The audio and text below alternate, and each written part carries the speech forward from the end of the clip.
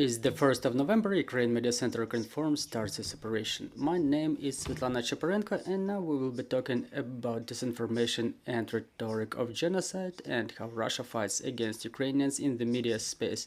The event is happening within the framework of the main discussion platform of Ukraine, Brain Hub. So the human rights researchers documented twice as much as misinformation online that comes from Russia. Moreover, the propagandists don't limit themselves with the territory of Ukraine. They go to international media markets, focusing on those countries where many Ukrainians stay who were forced to leave Ukraine due to the war. So Russians spread their propaganda there, trying to undermine the trust to Ukraine and discredit Ukrainians. Our guests, our panelists today are Oksana Romanuk, Executive Director of the Institute of Mass Information. Also joining us online is Volodymyr Zelenchuk, Institute of Mass Information lawyer. Also joining us in this studio are Olga Vdovenko, lawyer at Human Rights Platform, and Lydia Chorna, social psychologist at the Institute of Social and Political Psychology of the National Academy of Sciences of Ukraine. Good morning, good afternoon, everybody. So, Miss Olga, let's start with some general themes. So, how is information collected in Ukraine about the media space? What are the tendencies of Russian narratives spread in Ukraine? How those narratives are spread and where?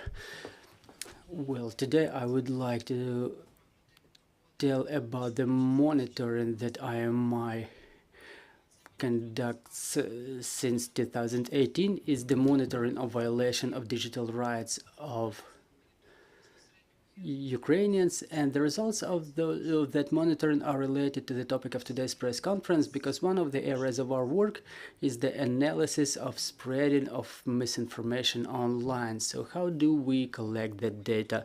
We monitor the websites of the government, online media, those who cover the issues of misinformation. So we analyze those messages by quantity and quality indicators. So talking about the numbers, we were able to document the fact that the number of misinformation messages has increased since the beginning of the full-scale invasion almost twice. Talking about the absolute numbers, what we were able to document within the period from February to December 2022, we were able to document 742 such messages, and within the period from January to August 23, we were able to document twice as much, 1,452 messages. So if we compare it with the number of messages before the beginning of the full-scale invasion, that number was way less. So as to the topics, we were rating those messages by number of messages the enemy was spreading. Mostly widespread were the messages to discredit Ukrainian government, armed forces of Ukraine, and in the third place were the messages to describe Ukrainians as a nation of Nazis. I would like to stop specifically at those topics because those misinformation messages are exactly the ones that contain the elements of rhetoric of genocide, because they urge to destroy Ukrainians because in the opinion of Russians we are Nazis. They make parallels with Nazi Germany. And as to the punishment for such urges, the Criminal Code of Ukraine has an article 432 paragraph 2 that contemplates the punishment for such crime, and currently there was only one conviction based on that article. But if we talk about bringing Russia as a country to liability for spreading such rhetorics, documenting of such information and its analysis is very important, because in compliance with the Convention for prevention of genocide crimes, we can collect the evidence base and submit them to the International Criminal Court to bring Russia to liability for spreading rhetoric of genocide. Thank you very much. Let's proceed to the narrative spread by Russia. Ms. Olga has already outlined the topics that Russia uses in their propaganda rhetorics. So, Ms. Oksana, maybe you can tell us more about the narrative spread both in Ukraine and abroad. And it's interesting to see the way they change depending on geography and target audience. Good afternoon. I would like to suggest to call what Russia uses is to call it not propaganda, but aggressive propaganda as an element of crime of aggression and inciting a war, and rhetoric of genocide is the term that we suggested a year ago after studying what Russia was doing. We think that it's a crime, and we want the people who are involved in that crime to be brought to liability not only on the national but also international level. This is why terminology is extremely important. If you say the word propaganda abroad, people think, oh, all right, it's propaganda. It can be propaganda of a healthy way of life, for example. So let's use the terms aggressive propaganda and rhetoric of genocide. I would like to add a couple more words before I proceed to the narrative. So in Ukrainian context, we consider aggressive propaganda as an element of inciting the war, and we look at it from the point of view of Article 437, planning and preparation of aggressive war, and Article 438, the aggressive war itself, the crime of aggressive war. So talking about the crime of genocide, it's a little bit more complicated here. And we would like to consider this rhetoric of genocide as a component of a genocide crime in part of direct urges to shelling of infrastructure, for example, like bomb Ukrainians back to the Stone Age, rape the woman, kill the children, and stuff like that. Basically, we rely on the case of Lucien Kabunka, the founder of Radio of Thousand Hills. Now his case is being heard by the International Criminal Court in The Hague, and it gives us hope that the Russian propagandists will end up in those courts too. I hope that you've heard about the Rwandan Radio of Thousand Hills. So there was dehumanization, there were direct urges, so that Russians feel it easier to kill us. They call us different names like cockroaches, rats. They use the new Russian language, they use euphemisms, diminutives to make it seem like it's not a crime, but they fulfill some work which is necessary for the society to flourish. They sacralize the war, and Russian Orthodox Church involved in legitimization and sacralization of war. Russian bishops openly demonstrated in media. They visit Russian military. There are footages on TV where you can see the face of the Holy Mother, for example, on the door of a hospital or something like that. So according to the journalistic standards, if there is some hate speech going on in the media, the journalists are supposed to stop them. But in Russian media, they fully assist to that process. They are part of that hate speech. Yet another indicator is imbalance in context of media. We conducted a monitoring recently and we were impressed by the fact that about 40% of content is dedicated to Ukraine. 40% of all the content of Kremlin media.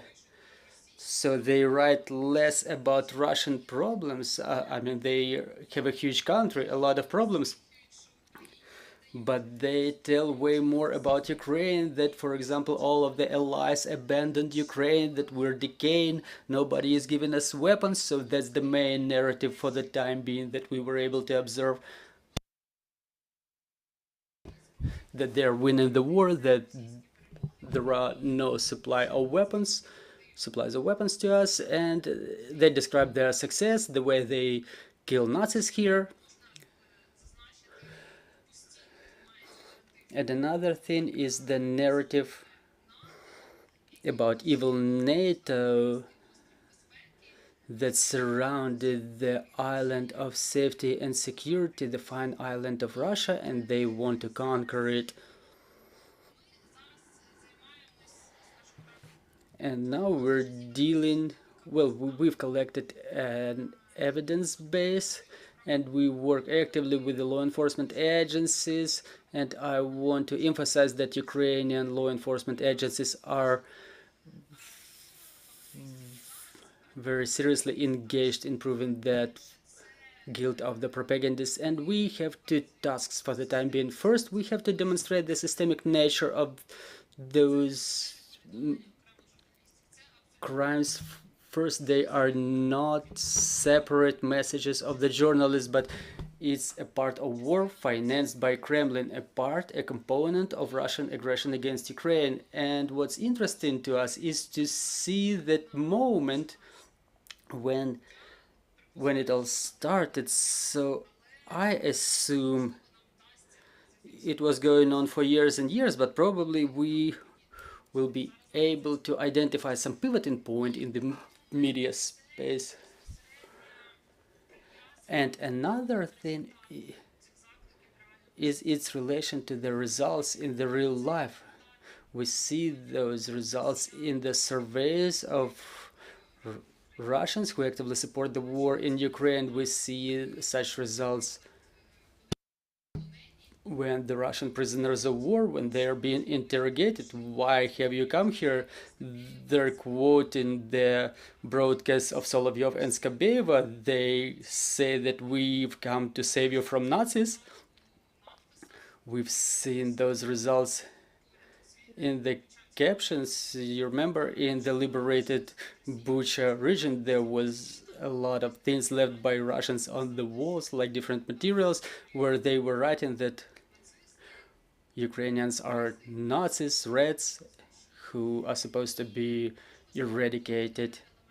And another important element is social psychology here. So I'm very curious to listen to my colleague about the results of very massive, inevitable influence of propaganda on the consciousness of the people and the way this consciousness is transforming. I think, like in my opinion, it's a crime that we should seek to be added to the international conventions in future, to have this crime formulated on a legislative global level.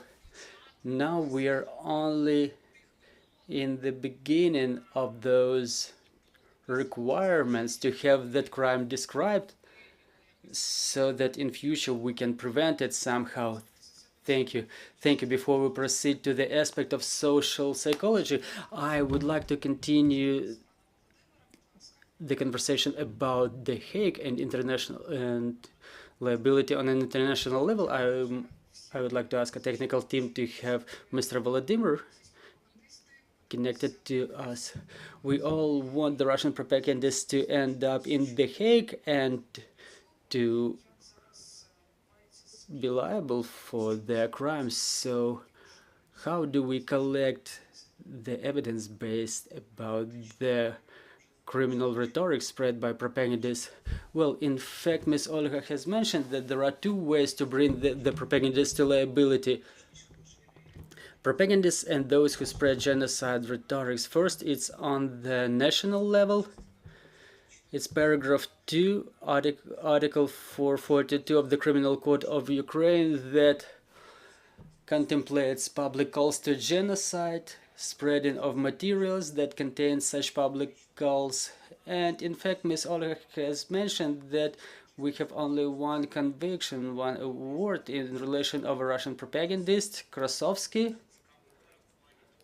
It's quite an interesting award because it lets us identify what kind of rhetoric, what are the specific phrases that can be identified as those that have indicators of genocide rhetoric. So this award is very specific in a way that it was related to one phrase spread by that propagandist, and it specifically says that they need to stop thinking about the brothers. That's my generalized translation, and we just have to whack them. It's a very generalized phrase, but it was enough for an expert who was doing the semantic examination of the phrase to identify the imperative rhetoric of this phrase, to the inciting of actions which can be related to genocide. So that one phrase was the reason to bring that person to liability based on the article 442 paragraph 2. But we have certain awards in relation of the citizens of Ukraine who were spreading rhetorics of genocide, and it's even more interesting because again there was a number of examinations and the indicators were identified in such phrases that have no such modality, such imperative modality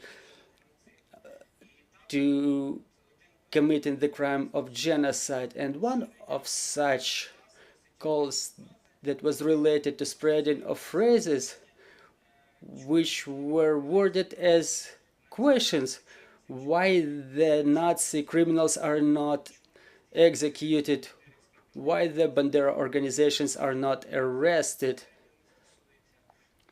and other phrases which are not directly related to genocide, but they have indicators of indirect calls to fulfill such actions, and they are aimed not at eradication of specific group of population, but part of it, for example, the government officials. And what's also interesting that they contain calls to assist the people who want to leave the territory of Ukraine and not let them back into this territory. So it's inciting of actions that may result in eradication of Ukrainians as a nation. And again, an expert identified that in this context, the phrase contains calls to committing the crime of genocide. And talking about the national level, such awards are not multiple due to a number of reasons, because our law enforcement agencies, just like us, think that it's justified to bring such propagandists to liability on an international level. It would ensure a better legitimacy of the court awards and the possibility to have them extradited from European countries or other countries which ratified the Rome Statute. So it would ensure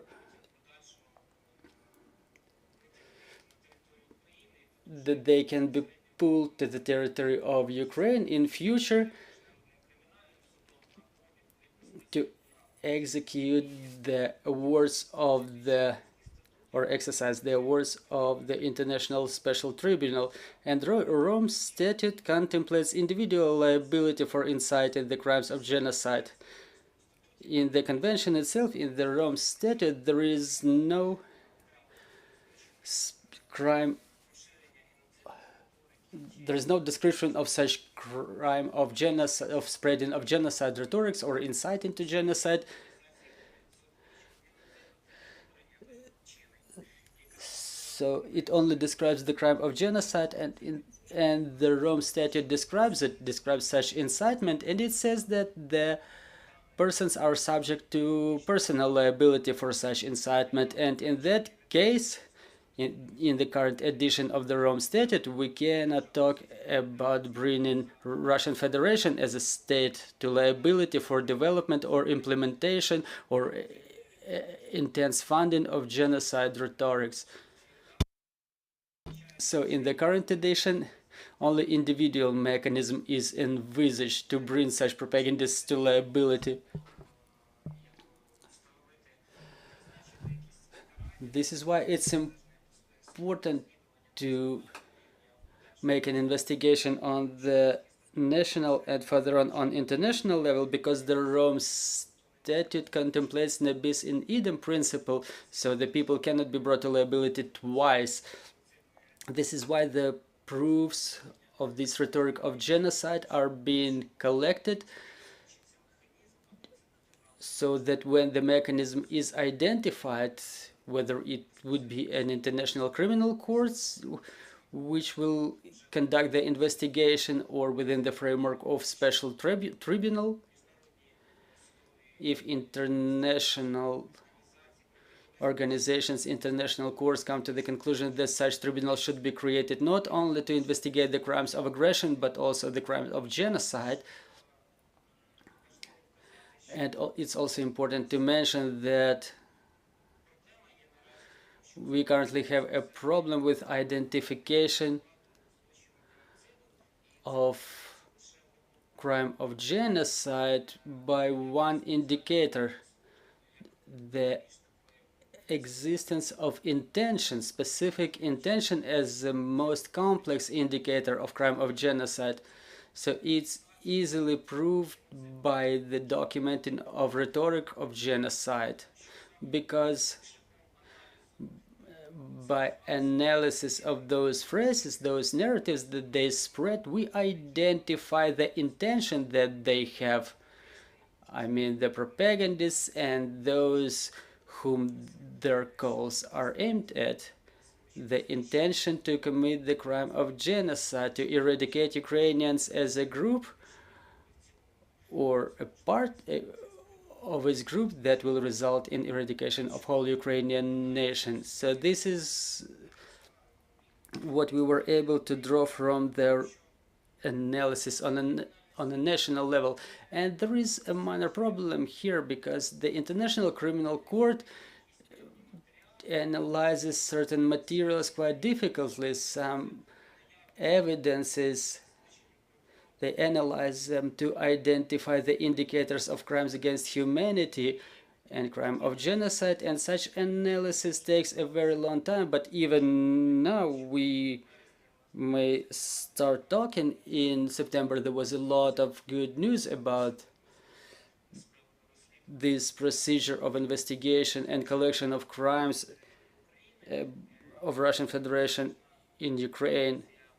And an independent commission of the United Nations organization identified that they were all indicators, but the fact itself that Russian propagandists, some of the media funded directly by Russian Federation, they spread the calls to commit the crime of genocide, so they directly incite the crime of genocide.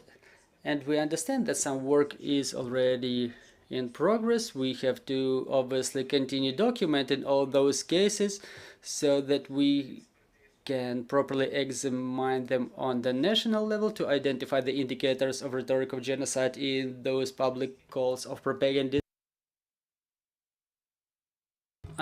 identify the systemic nature of such statements, their scale, because they are being spread among the broad categories of population. And as Ms. Oksana mentioned, how they, to identify the way they influence the perpetrators who commit the war crimes in Ukraine. I mean, from the psychological point of view, it can have an important role in identification of those indicators of crime of genocide. So that's in brief about the issue of liability. Thank you very much. So let's proceed to the issue of social psychology. I understand we can talk about this topic a lot, but I would like to ask you just to describe it in brief. What are the social risks that the enemy is aiming at, and how do we counter that impact? Good afternoon, dear colleagues. I would like to stop at the terminology. Just like Ms. Oksana mentioned, the psychology has such term as malicious propaganda, and is the achievement of global psychology, global level experts. And I've thought that there are different stages of this malicious propaganda. I've identified 7 stages. How the country makes the population accept this propaganda? Well, it all starts with victimization of population. Just on a more simple level, it's struggle and suffering all life long, starting from the kindergarten. They rock this atmosphere. You've probably heard a lot of narratives about the way it starts in Russian media at the level of kindergarten. They dress children in military uniform, they make different performances, they make children identify themselves as the victims of violence, and it all ends with that rhetoric of genocide and vengeance of that group, where have this emotional sphere agitated that spreads over the group of a neighbor. And again, the war is being considered by the social psychologists as an extreme violent type of group interaction. So war is always a polarization. It's a division of the world into categories, ours and the friends of foes. And there is a postulate of social psychology. If there is a large group, in this case we mean Russia, does not solve their existential problems, and they have a huge temptation to put the blame on the neighbor. It's very convenient. It's like, why with all those natural riches we see a lot of problems that Russia does not solve by itself. So let's proceed directly to what we have. Well, I've mentioned that during the war, the polarization intensified to divide the world into friends and foes, and under the influence of war, Ukrainian people intensified its identification processes as to be identified as the people of Ukraine, and it resulted in a number of value statements inherent in Ukrainians. And in relation to those processes, that propagandist malicious rhetorics aimed at Ukrainians transformed too. So the next slide, please. Oh, I apologize. So I'm relying in my statements upon the representative survey that was conducted this year in May under the guidance of the director of our institute, Mr. Mykola Slysarevsky. You see the description of this survey. So I was mentioning that under the influence of war, the Ukrainians identified themselves, who they are.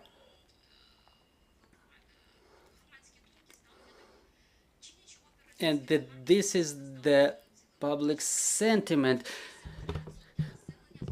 Countering Russian aggression, Ukrainians started identifying themselves as Ukrainians. And what we see here, there is no gap between the regions of Ukraine. 59 and 79% is not a huge gap. However, those gaps still exist, but still the majority of the population, they are joined in that opinion and statement. This is why such fake interventions by aggressor, interventions against the identity of Ukrainians, they are of no success.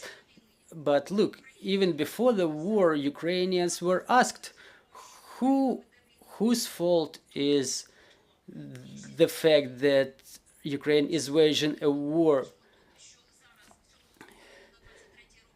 now in this survey as of 23 say that is the fault of Russian Federation led by Putin. So, and you see by regional breakdown it's 68 and 76%. So before the war, as of the year 2022, there was the same survey, but it was done in the eve of the attack on the 23rd of February. So 46% were stating that it's fault of Putin and Russia. So there was a risk of division of Ukraine, and our institute in the years 14-15 conducted a survey that was published by me and Slusarevsky in one of the articles, I'm sorry, in the year 2018. So that is published data. And even in year 2015 we did not make the data public because 50% of the students of the high school in Lugansk region were not able to identify whose fault is that Ukraine is waging a war. They called Russia a neighbor. They were calling Putin a leader of another country, but there were no such specific statements about Putin. Yeah, we are a little bit short on time. Yes, so again, talking about the division of Russians and Ukrainians as different peoples, it's 74%. Putin attacked us to divide us 73%. The war of Ukraine was provoked by Ukrainian, war with Russia was provoked by Ukrainian government. That was also the question asked from the Ukrainians. That was responded by 8 to 12% of population. Then if we proceed, there is yet another rift that was exploited by Russian Federation is about the Ukrainian language. And here we can observe the dynamics from years 2014 to year 23, from 53 to 72%. And people were responding that only Ukrainian language can be an official language in Ukraine. So let's look at it at the regional breakdown. The polarization that existed was 50% in 2014, and but things transformed and they cannot be exploited by Russian propaganda. So again, what are the other risks? Are refugees as a big social group saving themselves from war was forced to migrate to the countries of Western and Eastern Europe, and we compare ourselves to those who accept us, and we say that our refugees makes us ashamed of Ukrainians as a nation in front of Europeans. So 35% accept this statement as true, and we don't know whether it's an accepted statement from Russian propaganda or is it the real situation. I think it's a 50-50. We have different ways of life. We have different social interaction standards, and probably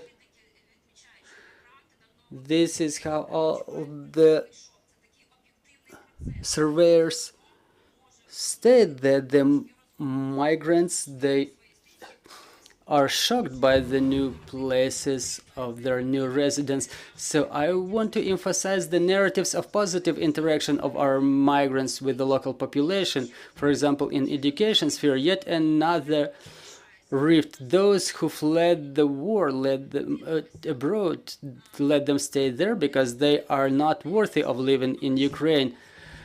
58% don't accept this statement. However, almost 15% agree with this statement, and that's yet another risk of use of those discourses that of Russian propaganda that circulate among Ukrainians. And then talking about the internally displaced individuals, sometimes the relations between the local population and internally displaced people leave much to be desired. So talking about the external migration, and internal migration cannot agree with this 27% and agree almost 40%, and difficult to answer is 33%, which means that in our media space there is no sufficient number of positive stories about internally displaced persons. Maybe there is some point at which people feel it difficult to tell how the local communities accept the internally displaced people. And if we check out something that is not documented in our survey but which is documented from the media space, we can also state that there are such risks as the people in the front lines, again those who stay in the rear, then the attitude to the citizens in the temporarily or occupied territories or newly deoccupied territories. This is something that the psychologists of another project brought to us, a project implemented by one of our colleagues, the psychologists of war, a project implemented by our colleague Valery Doroshkin. They say that in the occupied territories there are a lot of statements by the locals that the occupiers were coming and saying like, okay, so you sympathize the Ukrainian army, and they were asking, how do you find it out? They said that your neighbors reported on you, and this is the technology that they use to sow the seeds of distrust that it cannot be verified. Yet another thing documented from the social media and what the psychologists work with were try to justify it in a scientific way. Are children being evacuated from the dangerous territories or not? Whether the people wait for the armed forces or to arrive or not, the Ukrainian armed forces. I mean, so those are different rifts that can be attacked. So how can we counter all of this? Well, look, definitely there is no universal pill for this. We just need to increase the psychological hygiene, media literacy, media hygiene. Those are the traditional instruments to counter those rifts. Yet another thing that we can use is to reinforce the civil identity. It's a huge work on the level of the government. The identification, you know, the more there is such a study that states that the bigger is the civil identity, the more intense is the civil identity that the Ukrainians demonstrate, the more resilient they become, and the more vulnerable they are to those propaganda fakes. And yet another thing which is very important for our Ukrainian state, understanding of civil leadership. I don't want in this context to talk about what's happening in our country, but if we check out the global politics and if we describe the model of whether there are those divisive discourses. And once again, I would like to talk about the new history of the United States. No such things ever happened before. According to the results of the surveys, what they see among the Americans, there is a huge polarization. 40% are for Trump. They say they never had a better leader than Trump, and 50% are against. But so it's a brilliant example of how it cannot be done, blaming just one group for what is of population for what is going on in Ukraine in crisis interaction, and war is a crisis interaction. So we're talking about either putting blame or accepting responsibility. So accepting responsibility is something that they cannot do. So I would like to invite our journalists to join our conversation. Good afternoon, Yulia Gadina, Ukrinform. I have two questions. Miss Lydia started telling us about the countering of those narratives, and as a media person I'm curious about the ways, the recipes, how to counter this misinformation. And what's even more interesting is how to be one step ahead, how to prevent it. Well, look, the history of a large group of Ukrainians is made up of individual stories. So if we check out a personal story, we see how it corresponds with social narratives. And for me, as a social psychologist, a very illustrative example is when somebody tells a negative story, and that story is a single example of what we see on the general sociological background. So I brought up those examples for a reason. When somebody says that Ukrainians is such an unreliable nation, the people who are used to steal, to lie, so I always say, like, check out the social surveys. Don't spread this individual story over the whole people. And we are in such a fragile balance when an individual story contradicts the social narrative or otherwise confirms it. So don't stay in this self-censure regarding the things. Check things what they are. I know that based on a sociological survey, positive stories prevail over the negative, but if the picture in media says that we are poor, the poorest country of Europe, so probably we have to check out the objective indicators whether we really are the poorest country of Europe, or do we belong to the golden billion. So let's work with the social premises.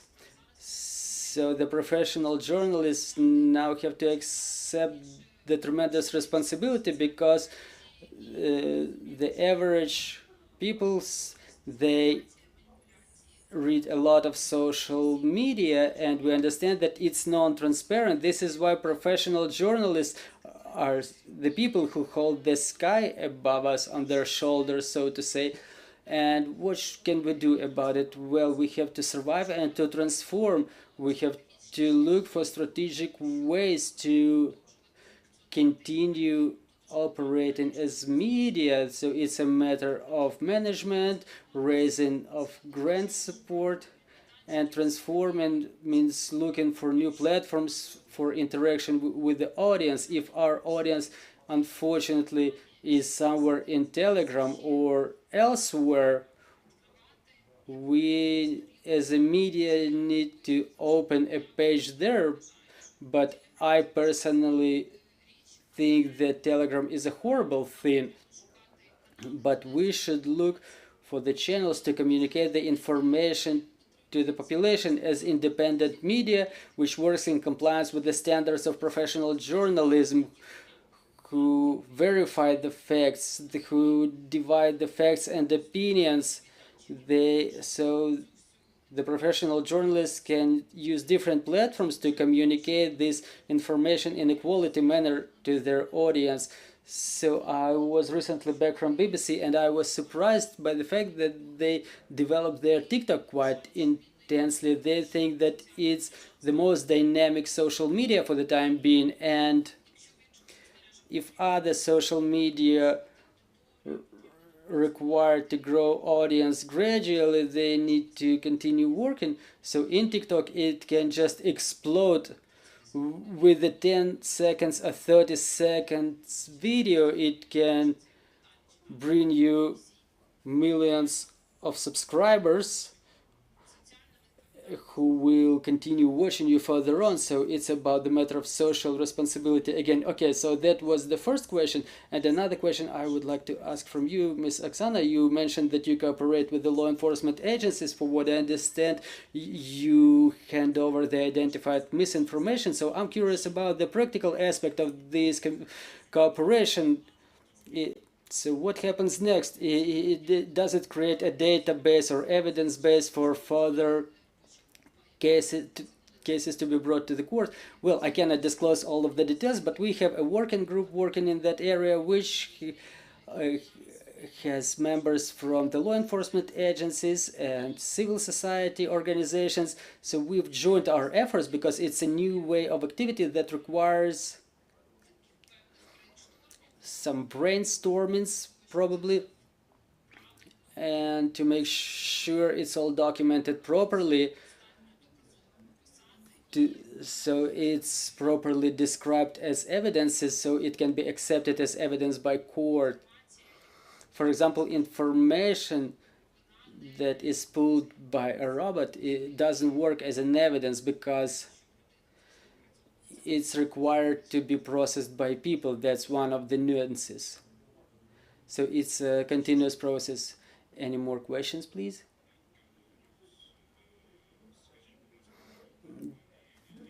Good news. Ms. Lydia mentioned in her presentation that there are rifts in Ukrainian society, but it's interesting whether there are such rifts in Russian society. Are they studied, and do we plan to use them in our information struggle to win not with the bullet but with the word?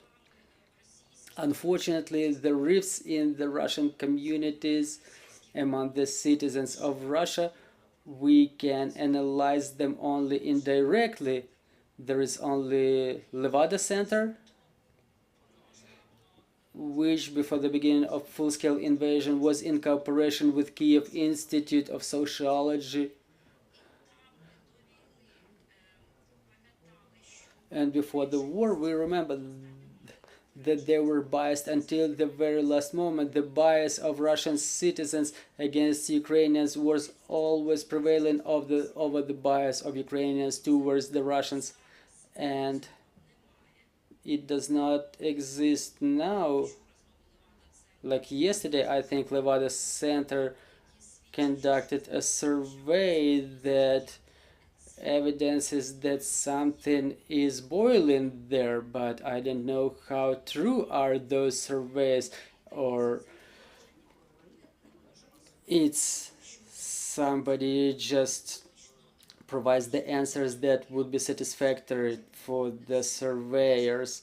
But based on the opinion of politologists, sociologists, social psychologists, we know for sure that for Russian society, it's very characteristic that the bottoms, they hate the tops, and the top level officials, they treat the bottom level population as occupational authorities. So analyzing it, all those events that unfolded recently in Makhachkala, they are classic when the population is traumatized, when they are not protected by the state, when, as the psychologists say, the government does not fulfill their parental functions, they don't care about the population. So all those emotions, all those blocked emotions, they just pour into other social groups. They always look for somebody to blame. So it's about the risks existing in Russian society. What else I would like to add is that social psychologists know that this construct of malicious propaganda oriented at their own population, it's only effective until certain limit. You know, this inciting of their population against other social groups, when it stops working, all those emotions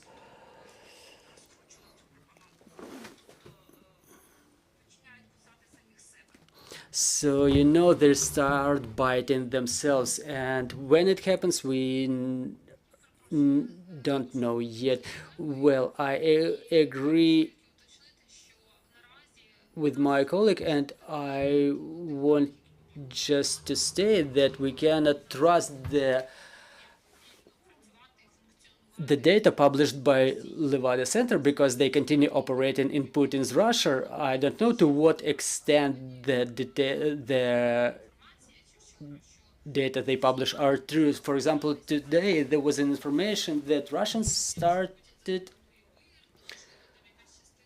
being inclined to peace. If Putin offers peace, the majority of Russian population would support them, and it coincides in time with the proposal by Russia regarding the peaceful settlement that was mentioned during the negotiations with China last week, I think that it's a manipulation used to legitimize this new position of Russian Federation.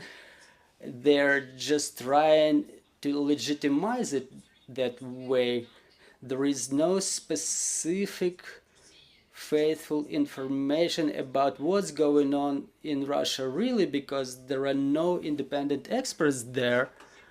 Well, just one more minute. I apologize. You know, the interaction with the data originating from Russia, with those narratives, it should be going on within the paradigm of interaction with a psychopath whom you can never trust. They can tell you one thing now and in a second quite another thing, so you can never trust such interaction with a country as Russia is. It's a psychopathic behavior of a person. When you hold them by their hand, they tell you one thing. As you let them go, they continue saying something else.